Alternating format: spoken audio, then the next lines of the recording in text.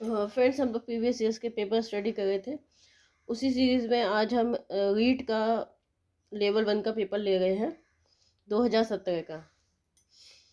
Friends, previous years के paper study करना बहुत ज़रूरी है। प्रीवियस ईयर्स के पेपर स्टडी करने से एक तो हमारा रिवीजन हो जाता है, एग्ज़ाम का पैटर्न भी पता लग जाता है, क्वेश्चन का पैटर्न किस तरह से आता है एग्ज़ाम में। और तीसरा, हम कभी कभी प्रीवियस ईयर्स के पेपर्स में से क्वेश्चंस भी रिपीट हो जाते हैं, तो उसका भी बेनिफिट हमको मिलता है। तो चलिए देखते हैं रीट का लेवल 1 का 2017 का पेपर। इसमें हम पहले लेंगे बाल विकास एवं शिक्षा शास्त्र, चाइल्ड डेवलपमेंट एंड पेडागोजी।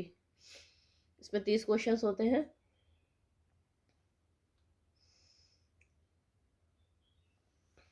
इसमें फर्स्ट क्वेश्चन है, एफ सीरीज है ये।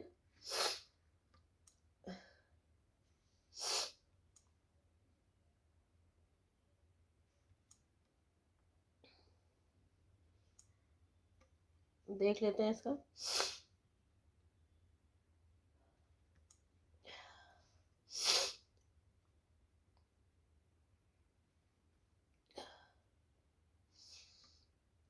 इसमें जो पहला क्वेश्चन है वो है, एक अधिगम विकलांगता जिसमें लिखावट में कठिनाई शामिल है को क्या कहते हैं? तो इसका जो आंसर है फर्स्ट का वो है सी, डिस्ग्राफिया। नेक्स्ट है, सेकंड क्वेश्चन है, निम्न में से कौन सा एक योगात्मक मूल्यांकन से संबंधित है? तो इसका आंसर है डी, सत्र के अंत में शिक्षार्थी के प्रदर्शन का अंतिम आकलन। फिर है थर्ड क्वेश्चन है,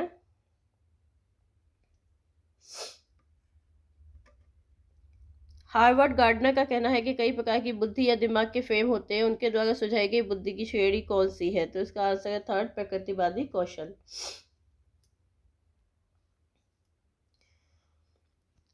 फिर है फोर्थ, हमारे देश में कई बच्चे एक से अधिक भाषा बोलते हैं, निम्न में से पता लगाए दो भाषा को बोलने की क्षमता वाले बच्चे के लिए सही लाभ। तो इसमें उपयुक्त सभी आ जाएगा। अवधारणा गठन में सुविधा, विश्लेषणात्मक तर्क में सुविधा, संज्ञानात्मक लचीलेपन में सुविधा। और फिफ्थ है, एक अध्यापक कक्षा में कुछ गतिविधि कर रहा है, जैसे न केवल यह पूछकर कि क्या हुआ बल्कि यह भी पूछा कि कैसे और क्यों। उन्हें एक प्रश्न के विभिन्न उत्तरों तथा परख की तुलना करने में मदद करना जो वास्तव में सबसे अच्छा जवाब है। इन गतिविधियों से वह बढ़ावा देने की कोशिश कर रहा है। तो फिफ्थ का आपका आंसर हो जाएगा बी, आलोचनात्मक सोच।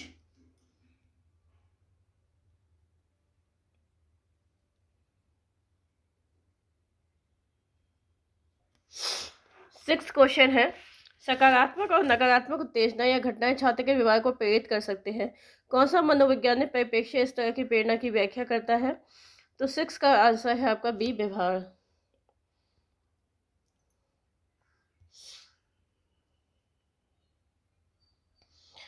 नेक्स्ट है, सेवेंथ है, समावेश शब्द का मतलब विशेष शैक्षिक आवश्यकता वाले बच्चों को पूरा समय नियमित कक्ष में शिक्षित करना है। फिर एक भाषा शिक्षक कक्षा में कविता का विवरण समझाकर कक्षा में कविता पढ़ा रहा है और छात्रों को स्पष्टीकरण से निष्कर्ष निकालने या व्यापक विचार करने के लिए कह रहा है। यह एक उदाहरण है। ये किसका उदाहरण है? एट्थ है आपका, आगनात्मक तर्क। फिर है नाइन्थ है, मनोविश्लेषण का मानना है कि एक प्राथमिक साधन है जिसके द्वारा ईगो आईडी पर आच्छद रखता है, यह कहलाता है। 9 का है आपका डी, दबाव। फिर है अंतर्मुखता बहिर्मुखता व्यक्तित्व का लक्षण निम्न के द्वारा प्रस्तावित है, तो ये है हेंस आइसेक।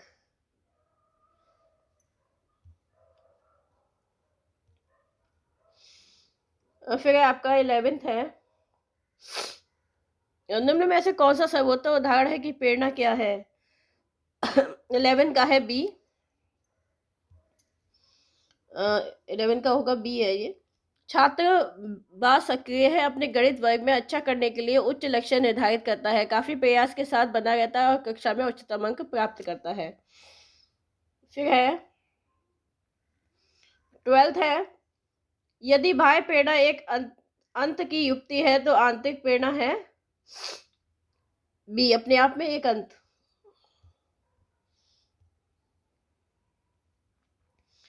फिर है 13 का है, एक व्यवस्थित विज्ञान जो स्वयं और वातावरण के साथ संयोजन को प्राप्त करने के लिए नियम, कानून और सिद्धांत प्रदान करता है, क्या कहलाता है? तो ये कहलाता है दिमागी आरोग्यता। नेक्स्ट है 14th क्वेश्चन है, एक समायोजन तंत्र में अतीत, वर्तमान और प्रस्तावित व्यवहार में अनुमोदित कारणों में तार्किक और सामाजिक रूप में सोचना शामिल रहता है, क्या कहलाता है? ये कहलाता है परिमेयकरण, साइकोलॉजिकल फैक्टर्स ये आ जाएगा। नेक्स्ट क्वेश्चन है एक्चुअली रेशनलाइजेशन आएगा इसका आंसर। 14 का है परिमेयकरण। नेक्स्ट है 15th है, स्कूल की संगठनात्मक स्थापना छात्रों के अधिगम को प्रभावित करती है, उस पहलू उस श्रेणी से संबंधित है। 15 का है सी, सामाजिक कारण। नेक्स्ट है, निम्न स्थितियों में से कौन समायोजन को बढ़ावा देती है? तो 16 का है डी, निगोटिक भय और चिंता से मुक्ति।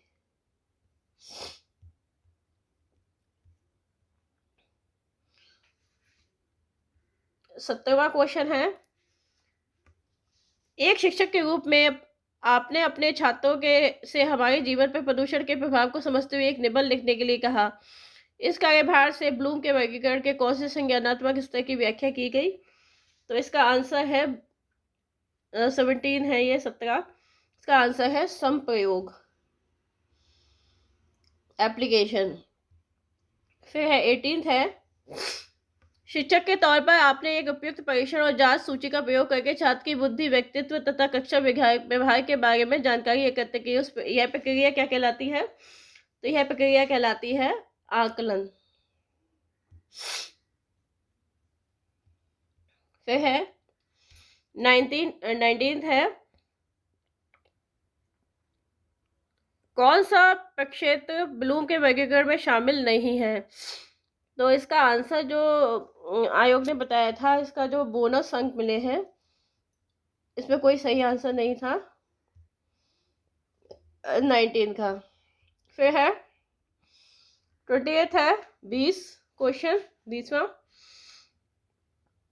निम्नलिखित में कौन सा राष्ट्रीय पाठ्य जगह 2005 ढांचे में मार्गदर्शक सिद्धांत नहीं है?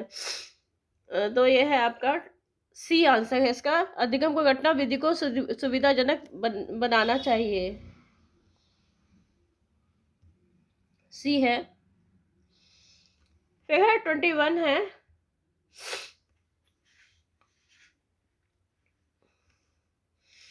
शुरू में एक बच्चा अपनी पूरी हथेली का उपयोग करके वस्तु को पकड़ता है, धीरे धीरे बुद्धि और विकास के रूप में बच्चा उंगलियों और अंगूठों का उपयोग वस्तु को उठाने के लिए करता है, इस प्रकार की प्रगति है।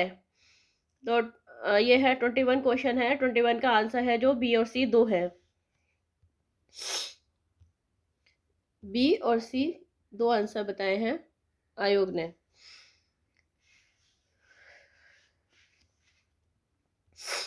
फिर है 22nd है, बच्चे के विकास को अक्सर शारीरिक, संज्ञानात्मक, भावनात्मक और सामाजिक जैसे 3 व्यापक क्षेत्र में विभाजित किया जाता है, विकास प्रक्रिया इन क्षेत्रों में कहाँ तक संबंधित है? तो 22nd का है आपका आंसर बी, एक एकीकृत और समग्र प्रकार में विकसित। नेक्स्ट है 23, एक बच्चा जो कि एक विशेषता में उच्च या निम्न है, बात की उम्र में भी रहेगी, यह बयान के महत्व पर जोर देता है। 23 का है सी, आनुवंशिकता। फिर है 24 अधिगम में उपयोग और प्रयोग के नियम को भी कहा जाता है? क्या कहा जाता है? 24 का है। इसका भी बोनस अंक मिला है, इसमें कोई सही आंसर नहीं है, बोनस मिलेगा। नेक्स्ट है 25 है। पावलोव के प्रयोग में कुत्ता न केवल मांस बताता कि मांस सीधे मुंह में रखने से लार टपकाता है, किंतु इससे पहले भी, अर्थात जब सीढ़ियों से नीचे आने वाले प्रशिक्षक के कदमों की आवाज सुनता है। इस शब्द को कहा जाता है? 25 का है सी, अनुकूलित उत्तेजना, कंडीशनल रिफ्लेक्स।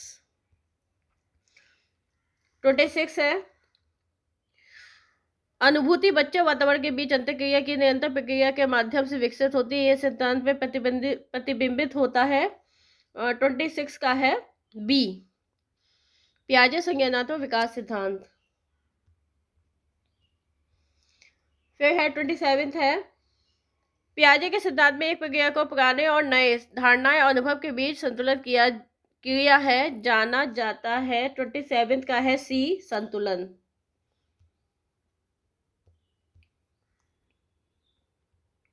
फिर है 28 है।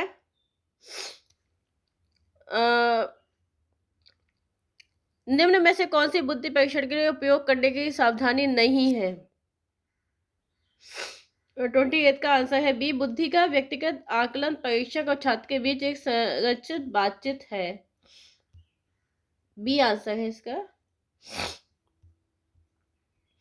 29 है।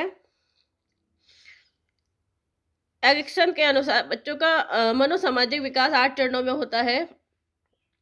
एक कक्षा 3 का छात्र 9 साल के आसपास विकास के किस चरण से मेल खाता है? 29 का है बी, परिश्रम बनाम हीनता।